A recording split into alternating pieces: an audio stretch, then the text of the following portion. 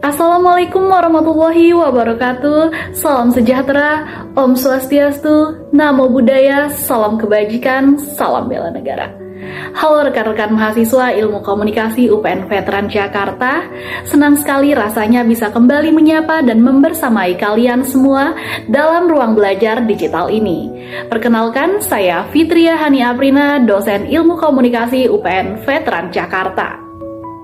Hari ini kita akan bersama-sama membedah sebuah topik yang tidak hanya krusial untuk lulusan akademik kalian, melainkan sangat menentukan masa depan karir kalian di industri modern. Kita akan membahas tentang professional communication in a digital context. Apa sih professional communication in digital context? Jadi, professional communication in digital context itu sama saja dengan bagaimana membangun komunikasi yang profesional di tengah belantara landscape digital saat ini. Sebelum kita membahas lebih jauh, saya ingin memantik pikiran Anda dengan sebuah pertanyaan reflektif. Coba diingat-ingat kembali. Pernahkah Anda berada dalam situasi di mana Anda memiliki sebuah ide yang brilian, sebuah solusi yang jenius untuk sebuah masalah, namun ketika Anda menyampaikannya, baik itu lewat pesan singkat WhatsApp, mungkin lewat email, atau di dalam grup koordinasi digital, ide tersebut justru diabaikan, ditolak, atau bahkan disalahpahami oleh rekan tim atau mungkin atasan Anda. Kira-kira mengapa ya hal tersebut bisa terjadi? Mengapa teknologi digital yang diciptakan untuk mempermudah hidup kita justru seringkali menjadi kuburan bagi ide-ide terbaik kita? Jawabannya sederhana. Di dunia digital, ide yang hebat saja tidak pernah cukup. Komunikasi adalah proses mentransfer makna. Jika makna itu gagal ditransmisikan secara tepat, maka nilai profesionalisme Anda ikut luntur di mata audiens Anda. Jadi, mari tonton video ini hingga menit terakhir untuk mengetahui apa saja rahasia para profesional papan atas untuk menguasai ruang digital.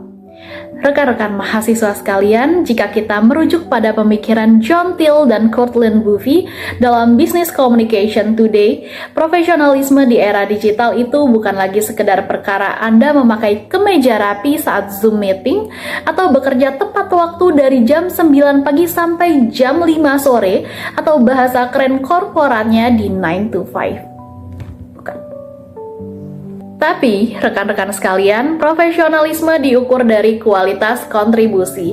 Ada karakteristik esensial di dalam diri yang harus kalian miliki, di antaranya yakni, mulai dari berupaya mencapai keunggulan atau striving for excellence, lalu menjadi pribadi yang dapat diandalkan atau being dependable, bersikap akuntabel hingga memegang teguh etika. Nah, instrumen utamanya untuk mengalirkan profesionalisme tersebut adalah lewat pesan-pesan komunikasi kita. Buffy dan Till menekankan bahwa sebuah komunikasi bisnis yang efektif di ranah digital wajib memenuhi kriteria utama. Yang pertama, ada praktis.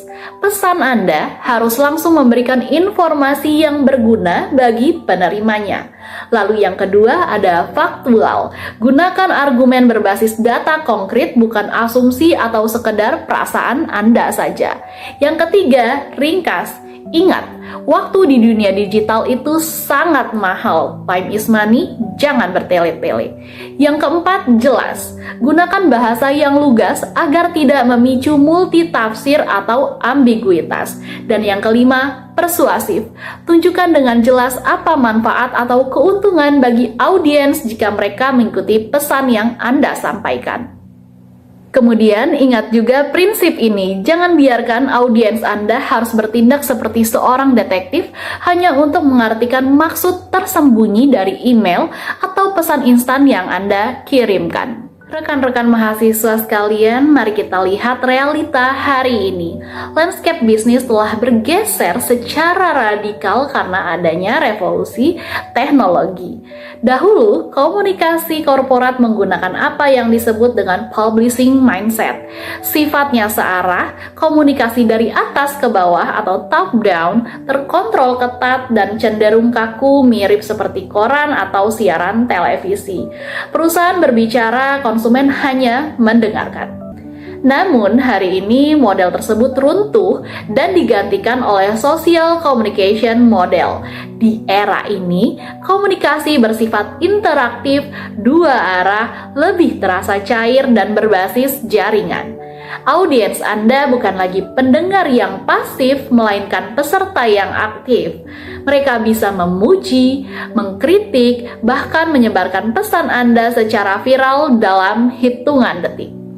Tantangan ini diperparah oleh fenomena mobile revolution.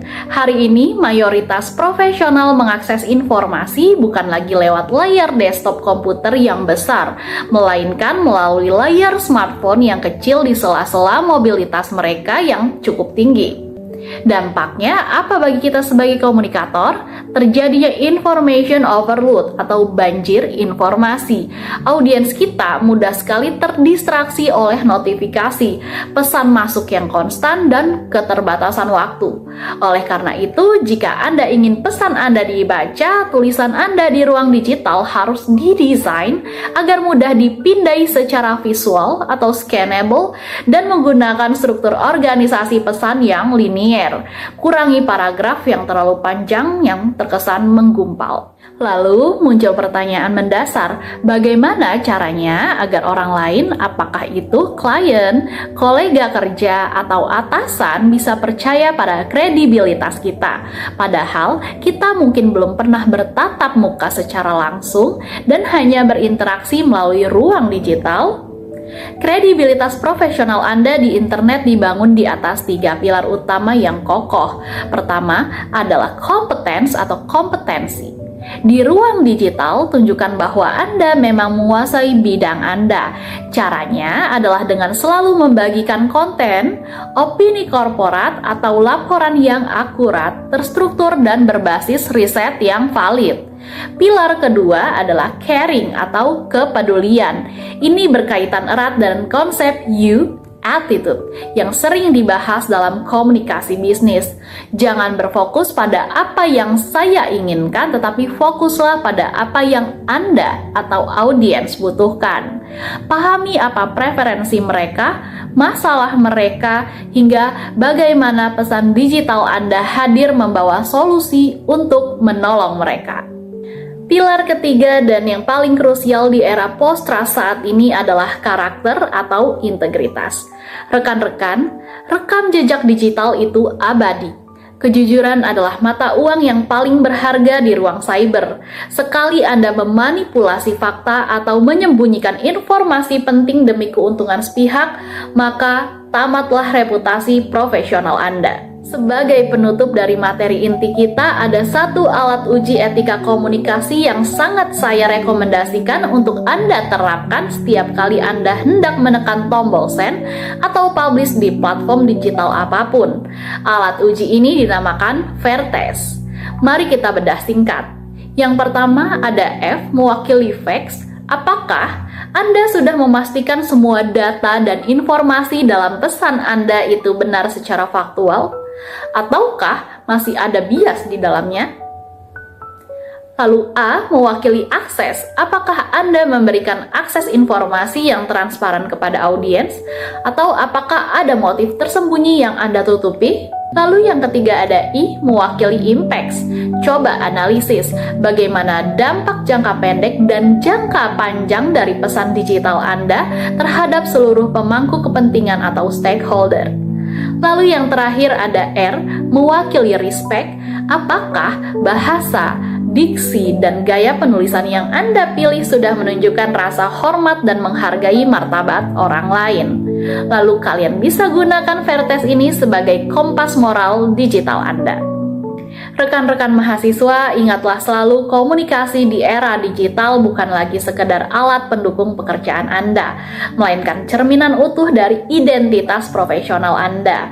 Teknologi digital hadir untuk memperkuat pesan Anda, jangan biarkan ia justru mengaburkannya. Gunakan prinsip-prinsip yang kita pelajari hari ini di setiap aktivitas komunikasi kalian, baik di kelas maupun di dunia kerja nantinya. Karena ide yang hebat selalu membutuhkan kemasan komunikasi yang tepat. Terima kasih atas perhatian Anda, selamat belajar dan mari kita lanjutkan diskusi kita di ruang kelas. Saya Fitria Hani Aprina, salam komunikasi, salam bela negara, sampai jumpa. Wassalamualaikum warahmatullahi wabarakatuh.